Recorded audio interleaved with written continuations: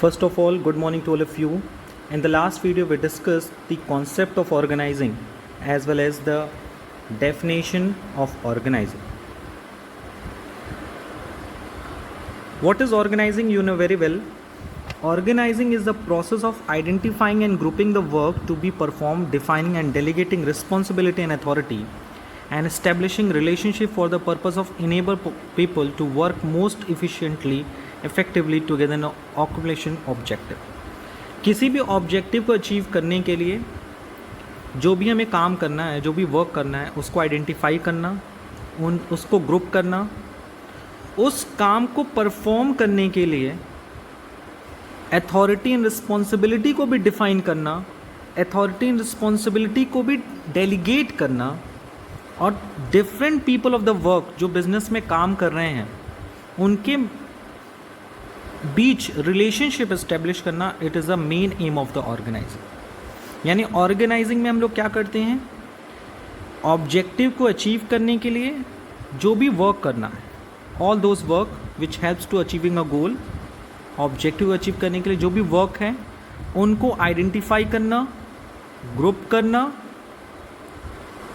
Okay, and authority and responsibility को भी define करना एंड उसको डेलीगेट करना. Delegate means distribution of the responsibility and authority, as well as जो people work कर रहे हैं बिजनेस में उनके बीच में रिलेशनशिप एस्टेब्लिश करना. It is a main objective of the organiser.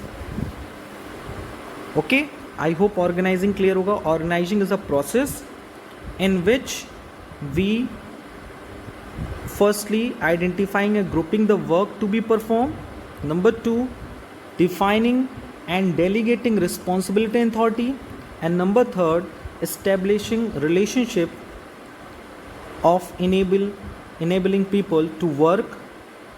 With the help of these things they effectively achieve their predetermined goal.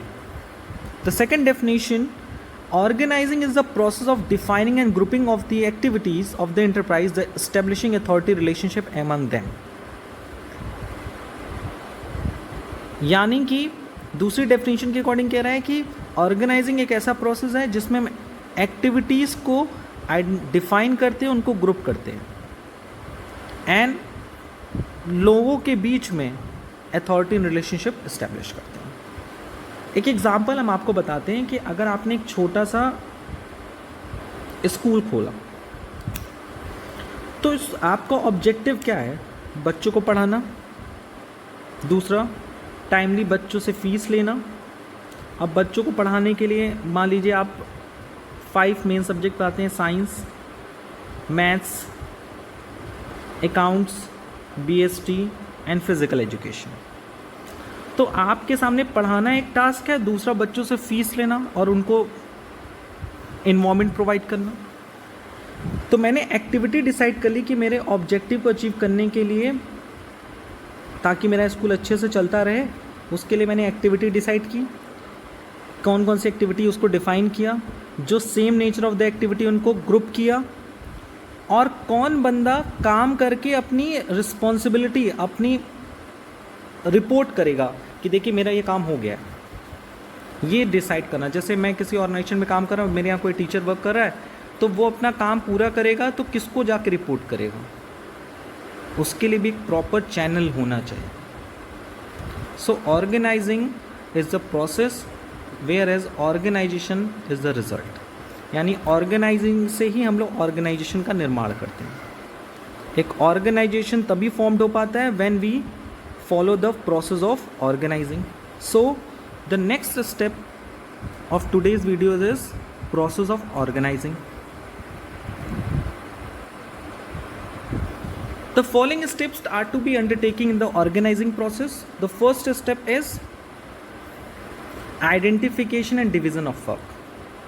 The first step in the process of organizing involves identifying and dividing the work that has to be done in accordance with the previously determined plans. Work is divided into manageable tasks so that the duplication can be avoided. With the help of first step, हम अपने objective को achieve करने के लिए okay जो भी work करना है उनको आइडेंटिफाई करना, उनको बांटना, ये करते हैं।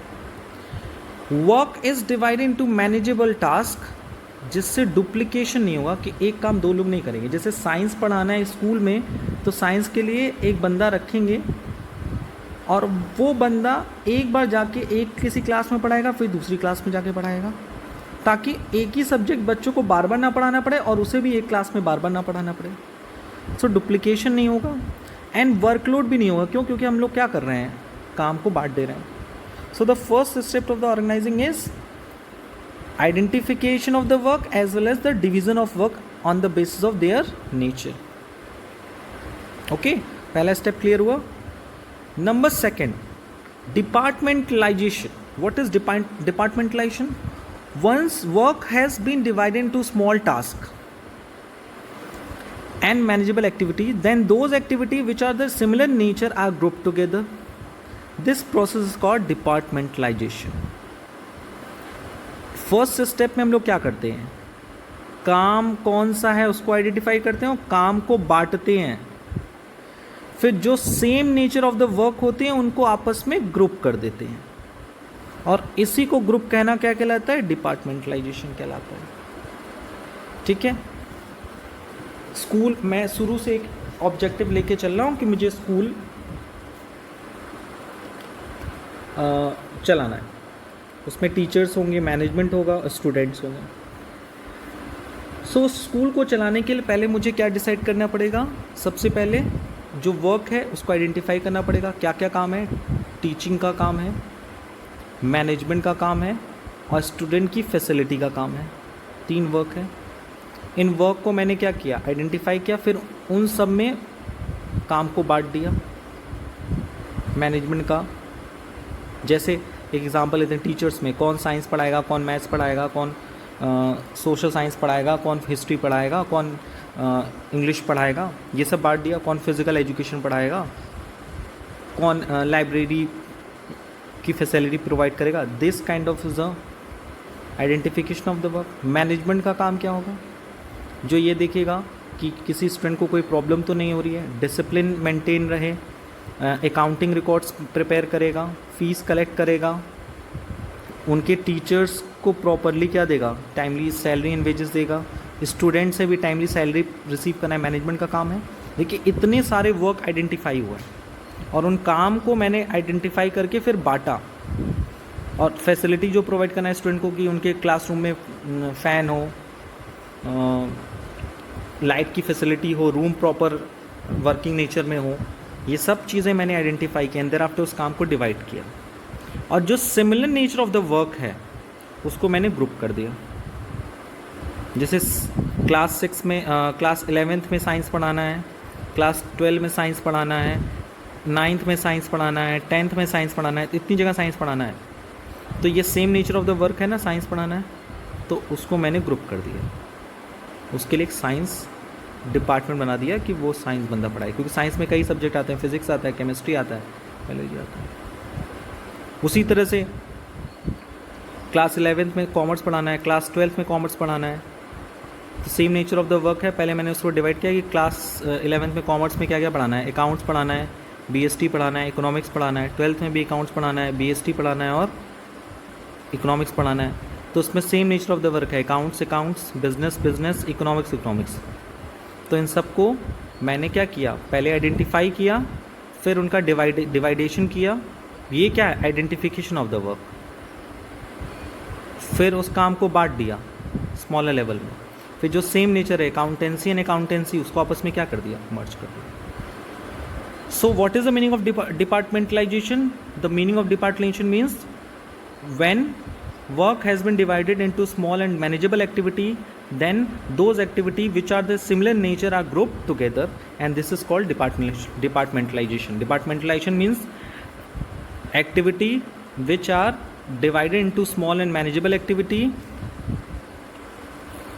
which are similar nature are grouped together, which is known as departmentalization. And departments can be created on the basis of the product, function and territory. Yes, इस पे हम लोग बाद में डिस्कस करेंगे कि डिपार्टमेंट जो होते हैं वो प्रोडक्ट के बेसिस पे भी बनते हैं, फंक्शन के बेसिस पे बनते हैं, टेरिटरी के बेसिस पे भी बनते हैं। Okay, the third step of this process of organizing is assignment of duties. Once a department are created, each department placed under the charge of an individual called department head. Then each job is allocated to an individual according to his knowledge and skill. There should be a proper match between the nature of job and ability of an individual.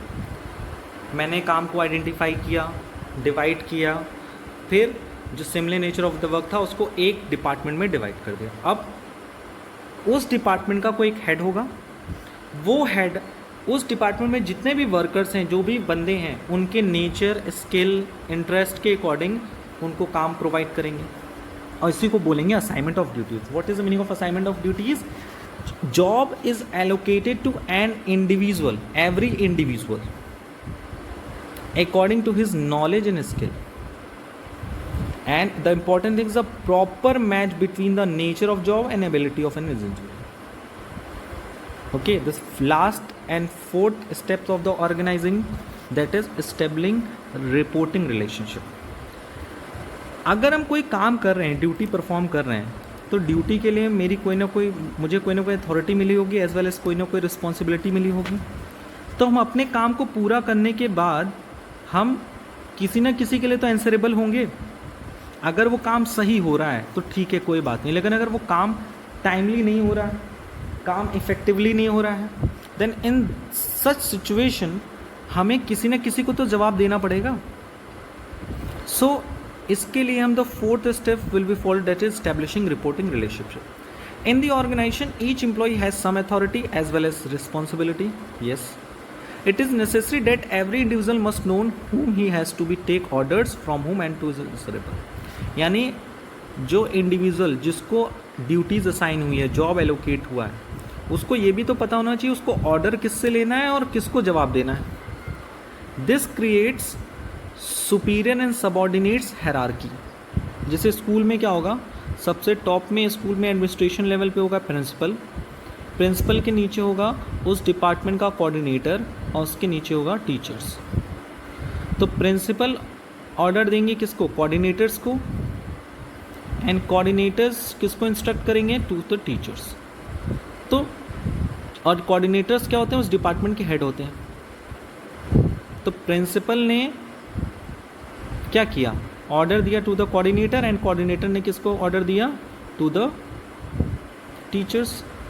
So teachers किसको report करेगा? To the coordinator, और उन्हीं से order लेगा, और ये किसको देगा? प्रिंसिपल को। Clear? Coordinating various activity in the organization. So here it is a 4 important steps of the process of organizing. The first one, identifying the division of the work. Number 2, departmentalization. Number 3, assignment of duties. And number 4, establishing reporting relationship. Now we will move to the last topic of this video, that is importance of organizing. Why organizing is important? Because with the help of organizing, the first of all, we opt the benefits of specialization. You know very well, under this process, first of all we identify as well as the division of the work, and work allocate those person who are able to do this kind of work. So अगर हम ये कहना गलत नहीं होगा कि हम उसी बंदे को वो काम देंगे जो कि उस काम को करने के लिए क्या होगा? एबल होगा, जिसके पास उस काम को करने के लिए नॉलेज होगा, उस काम को करने के लिए स्किल होगा। तो स्पेशलाइजेशन की बेनिफिट्स तो हमको मिलेंगे। Systematic allocation of work reduce the workload as well as enhance productivity as each task is repetitively perform by the worker. It helps to gain experience and specialisation. अगर आप किसी काम को, किसी बंदे को उसके नॉलेज, एक्सपीरियंस एंड स्किल के अकॉर्डिंग दे रहे हैं, जो कि हम थर्ड स्टेप में देते हैं ना असाइनमेंट ऑफ ड्यूटीज़ में, तो जाहिर सी बात है वो उस काम को करेगा तो उसका एक्सपीरियंस उसमें यूज़ होगा, और जाहिर सी बात उस काम में हमें किसका बेनिफिट मिलेगा? स्पेशलाइजेशन का। Number second, clarity in working relationship. You know the fourth step of the organizing process, that is establishing reporting relationship. So according to this step, The establishing of working relationship clarify the location, specify which is accountable to whom, and thus there no confusion regarding performance of work, fixation of responsibility and communication. यानी organising process के through हमें क्या होता है, हमें ये चीज़ clear होती है हमें ऑर्डर किससे लेना है और किसको अपना आंसर देना है, किसको अपने क्लैरिफिकेशन देना है, किसको अपनी प्रॉब्लम्स के बारे में बताना है. सो ऑर्गेनाइजिंग की हेल्प से एक अच्छा वर्किंग कंडीशन क्रिएट होता है. अगर किसी ऑर्गेनाइजेशन में ऑर्गेनाइजेशन स्ट्रक्चर क्लियर नहीं होता है तो वहाँ काम करना ईजी नहीं हो पाता.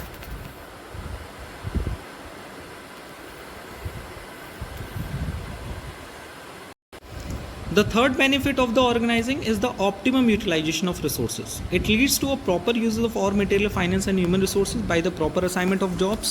Assignment of job to worker reduce duplication of the work, prevents confusion, minimization of wastage and allows the best possible use of resources. अगर किसी काम को हमें करना है तो उसके लिए हमारे पास 3 तरह के रिसोर्सेज होने ज़रूरी हैं, material, financial and human. This is material, human resources, financial resources and physical resources. सो उनका प्रॉपर यूज़ होना बहुत ज़रूरी है. वो प्रॉपर यूज़ तभी होगा जब हम उस काम को इंडिविजुअल को डिस्ट्रीब्यूट करेंगे according to his knowledge and skill, as well as there should be a proper match between the nature of job and ability of an individual. अगर इंडिविजुअल के पास उस काम को करने के लिए एबिलिटी ही नहीं है तो क्या उस काम को कर पाएगा? नहीं करेगा. और अगर हम काम को प्रॉपरली डिवाइड नहीं करेंगे तो एक काम जो है, एक बंदा एक काम को कई बार करेगा ठीक है, लेकिन एक काम को 10 लोग करेंगे. एक क्लास में कोई बंदा जाके साइंस पढ़ा रहा है, फिर दूसरा बंदा भी जाके टीचर साइंस पढ़ा रहा है, क्योंकि उनके बीच में प्रॉपर क्या है, डिस्ट्रीब्यूशन ऑफ द वर्क नहीं है, डिवीज़न ऑफ वर्क नहीं है. तो क्या वो रिसोर्सेज का आप ऑप्टिमम यूटिलाइजेशन कर पा रहे हो? नहीं. आपके स्कूल में टीचर तो हैं बट आप उस टीचर का इफेक्टिव यूज़ नहीं कर पा रहे हो. Teacher is also resources. अगर आप किसी ऑर्गेनाइजेशन में बात करो प्रोडक्शन डिपार्टमेंट की, एक डिपार्टमेंट का काम है प्रोड्यूस करना, रॉ मटेरियल लेना, फिर दूसरे बंदे का उसको प्रोड्यूस उससे फिनिश गुड बनाना, और तीसरे काम उसको पैकिंग करना. अब हमने ये डिवाइड ही नहीं किया है. तो ऐसा भी होगा ना कि प्रोडक्ट की 2-2 बार 3-3 बार पैकिंग हो जाएगी, क्योंकि मैंने काम बांटा ही नहीं है. एक ही बंदा पैकिंग भी करेगा, फिर वही बंदा पैकिंग भी कर रहा है, फिर दूसरा बंदा भी आके पैकिंग करने लगेगा, क्योंकि दूसरे बंदे को काम ही नहीं अलॉट है कि उसे प्रोडक्शन करना है. अगर हम उसको क्लियरली उसको जॉब एलोकेट कर देंगे तो वो उस काम को करेगा, ना कि दूसरे काम, क्योंकि कन्फ्यूजन में रहेगा. So it is very important to optimum utilization of resources is very important, because it is very important for the organization, because there is no duplication of the work. It reduces the workload as well as prevents confusion and efficient utilization of the resources. And adaptation of the change. It facilitates modification of organizational structure and revision of interrelationship among people in order to adapt to environmental changes. जब भी हम organisation create करते हैं, it is help to the it is ready to provide stability and growth despite of external changes occurring in the business environment. With the help of organizing, you know very well कि हम एक ऐसे organisation का create करते हैं जो कि business में होने वाले जो फ्यूचर चेंजेस हैं या और इन्वायरमेंट में जो होने वाले चेंजेस हैं उसके लिए वो रेडी रहता है. अब वो समय समय पे उस चेंजेस को अपने बिजनेस में अडॉप्ट भी करता है. The next one is effective administration. It gives a clear discrimination of duties and responsibility of each individuals.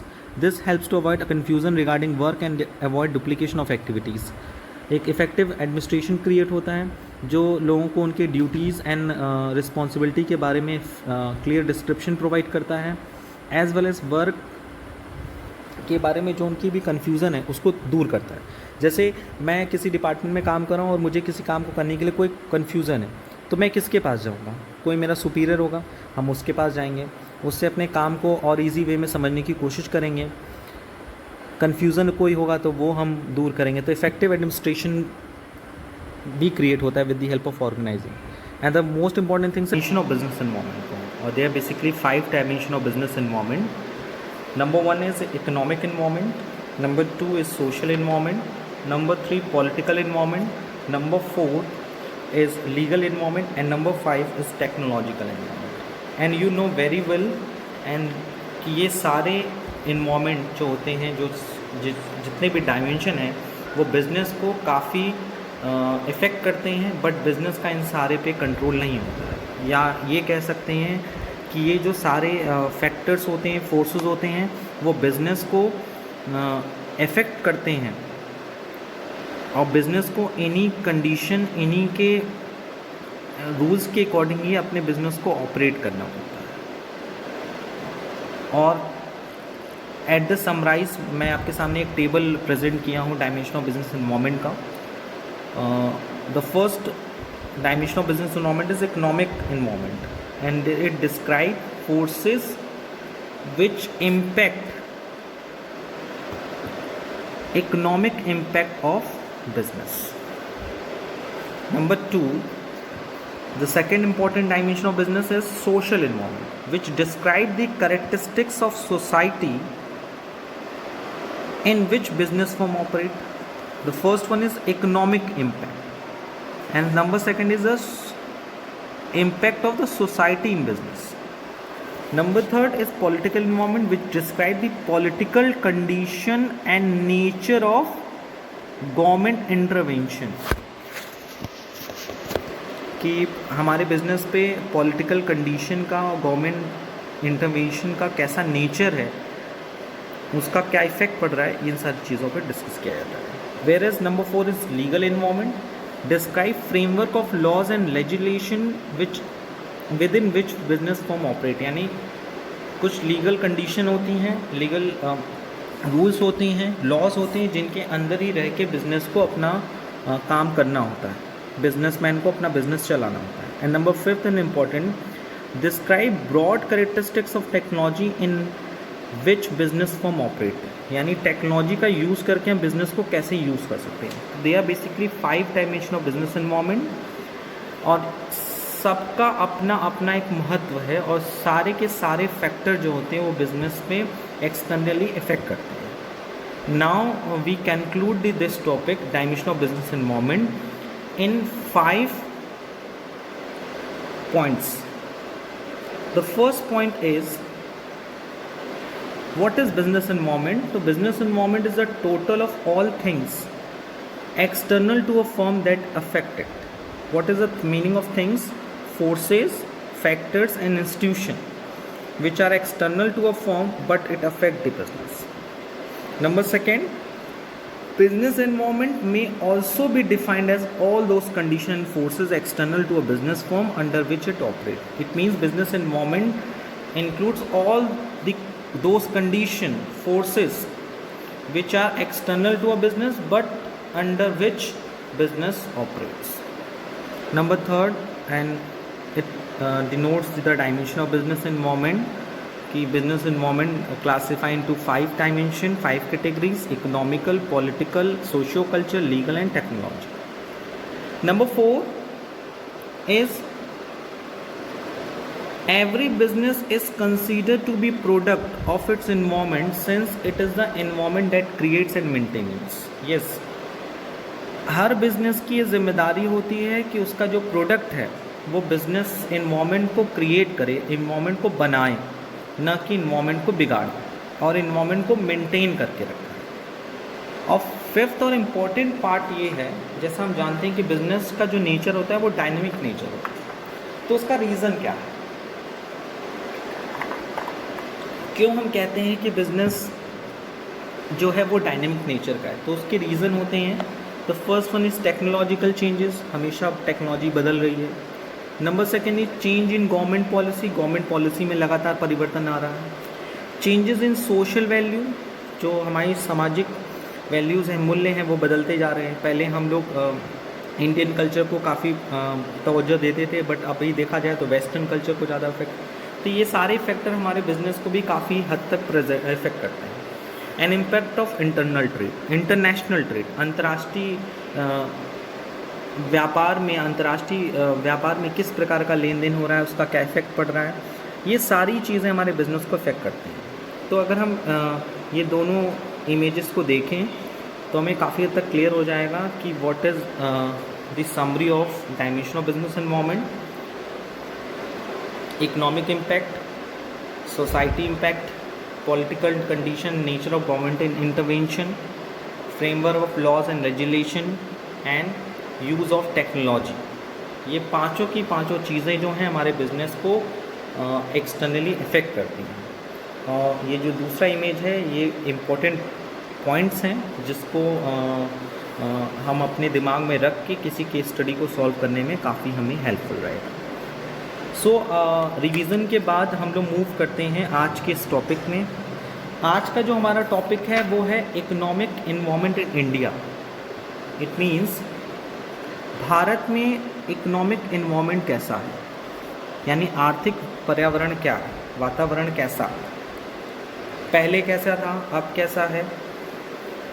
तो यू नो वेरी वेल कि India is a developing country और हम ये देख रहे हैं कि लगातार इंडिया जो है इकोनॉमिक के फील्ड में अर्थव्यवस्था जो है उसकी सुधरती जा रही है, बढ़ती जा रही है। तो उसी को हम आज स्टडी करेंगे कि what is the role of economic environment in India, what is the feature of Indian economy, और दोनों का स्टडी करेंगे कि at the time of independence Bharat की इकोनॉमी कैसी थी और गवर्नमेंट ने स्टेप्स क्या क्या लिए जिससे इकोनॉमी का डेवलपमेंट हो।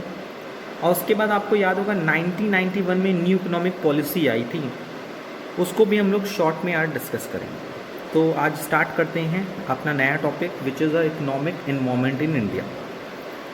Economic environment in India consists of a number of macro level factors which have impact on business and industries. Number 1, stage of economic development of the country.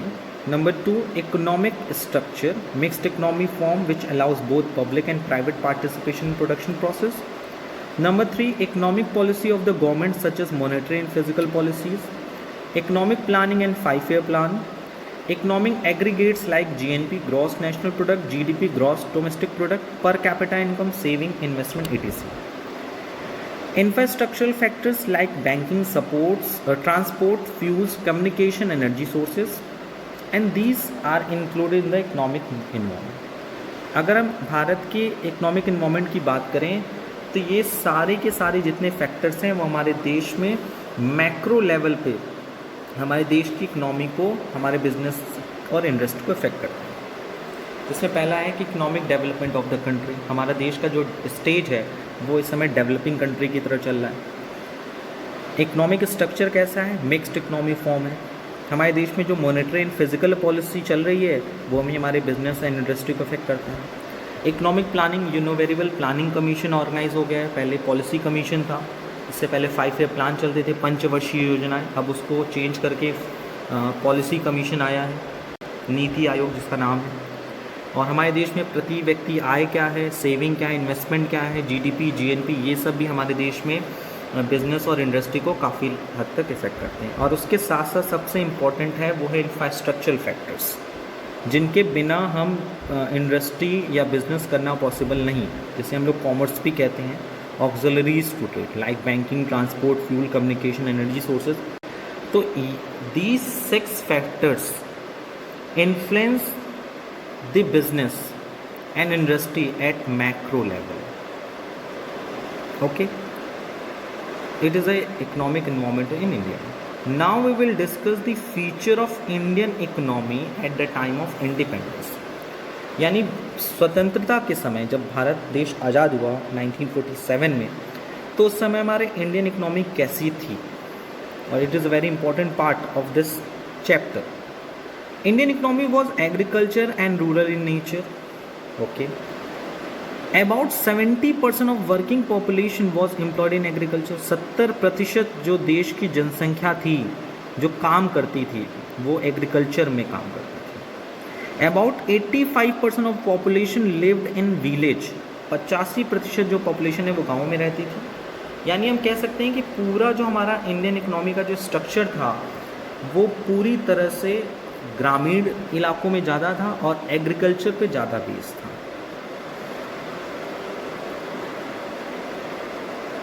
Number 4, production was carried out using irrational and low productivity technology।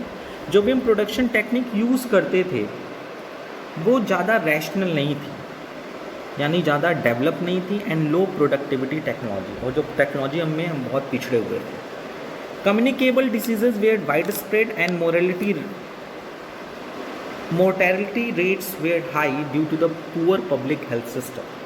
पहले लोग अपनी सेहत पे भी ज़्यादा ध्यान नहीं देते थे, अगर महामारी आती थी तो वो बहुत तेज़ी से फैलती थी क्योंकि कम्युनिकेशन नहीं था और साथ ही साथ उसको रोकने के लिए प्रॉपर इंतज़ाम नहीं थे हेल्थ सिस्टम को लेकर। तो अगर भारत की स्वतंत्रता के समय देखें तो भारत जो है एक ज़्यादा जो है वो गाँव पे रहता था और एग्रीकल्चर पे ज़्यादा डिपेंड था, और उसकी जो टेक्नोलॉजी थी वो भी काफ़ी अच्छी इम्प्रूव नहीं थी। लोग इरेशनल वे से प्रोडक्शन करते थे, और अगर हेल्थ सिस्टम को देखा जाए तो वो हमारे देश की जो हेल्थ सिस्टम थी वो बहुत ही पुअर थी, बहुत ही गरीब थी। अब ये सारी कमियां तो हमने गिना ली, लेकिन भारत ने इकोनॉमी को सुधार करने के लिए कई स्टेप्स लिए हैं, उस पर भी हम लोग नज़र आते हैं। Government step for the economic development. The government took several steps to solve economic problem and frame development plan with the following objective. यानी भारत देश उस समय जब अपने आर्थिक समस्याओं से ग्रसित था, अपनी आर्थिक समस्याओं को सॉल्व करने के लिए उसने कई स्टेप्स उठाए। पहला स्टेप्स था initiate rapid economic growth to raise the standard of living, reduce unemployment and poverty. यानी भारत देश ने अपने इकोनॉमिक कंडीशन को सुधारने के लिए सबसे पहले स्टैंडर्ड ऑफ लिविंग कॉन्सेप्ट लेकर आया। लोगों के जीवन के रहने का स्तर को बढ़ाने की कोशिश की, अनएम्प्लॉयमेंट कम करने की कोशिश की, गरीबी दूर करने की कोशिश की। Number 2, become self reliant and set up a strong industrial base. जो भी इंडस्ट्री वर्क कर रही थी उसको एक प्रॉपर बेस की ज़रूरत थी, उसको काफ़ी सिक्योरिटी की ज़रूरत थी, क्योंकि कुछ इंडस्ट्रीज़ ऐसी होती थी जो एक बार अगर क्राइसिस आता था मार्केट में तो वो डूब जाती थी, तो उसको एक स्ट्रॉन्ग बेस की ज़रूरत है। Reduce inequality of income and wealth. ये बहुत ही फेमस फ्रेज़ है कि हमारे देश में सबसे बड़ी कमी है कि जो अमीर है वो अमीर होता जा रहा है, जो गरीब है और गरीब होता जा रहा है। इसका मेन रीज़न है inequality of income and wealth. आय का समान वितरण नहीं है हमारे देश में, तो आय का समान वितरण पे जोर दिया गया। जो ज़्यादा अमीर है वो उनसे इनकम टैक्स ज़्यादा लिया गया, वेल्थ टैक्स लिया गया, जिससे वो टैक्स जो आते हैं उस टैक्स का यूज़ जो है वो हम लोग पुअर पब्लिक में लगाते हैं, पॉपुलेशन में लगाते हैं। Adopt a socialist pattern of development based on equality. और समाज में समानता का भाव लाने के लिए एक सोशलिस्ट पैटर्न का डेवलपमेंट किया गया। तो जैसा आपने देखा कि हमारे देश में इकोनॉमिक इन्वायरमेंट के कई ऐसे फैक्टर हैं जो हमारे बिजनेस इंडस्ट्री को इफेक्ट करते हैं, कि अगर हमारा इकोनॉमिक इन्वायरमेंट पे अगर हमें कंट्रोल करना है, चूँकि हम कर तो नहीं सकते, लेकिन अगर कंट्रोल करना है तो उसके लिए हमारे अपनी जो भी कमियां हैं इकोनॉमिक इन्वायरमेंट में, economic conditions, rules and policies में जो भी कमियां हैं, उन कमियों को दूर करने के लिए गवर्नमेंट ने उस समय ये सारे स्टेप्स उठाए थे।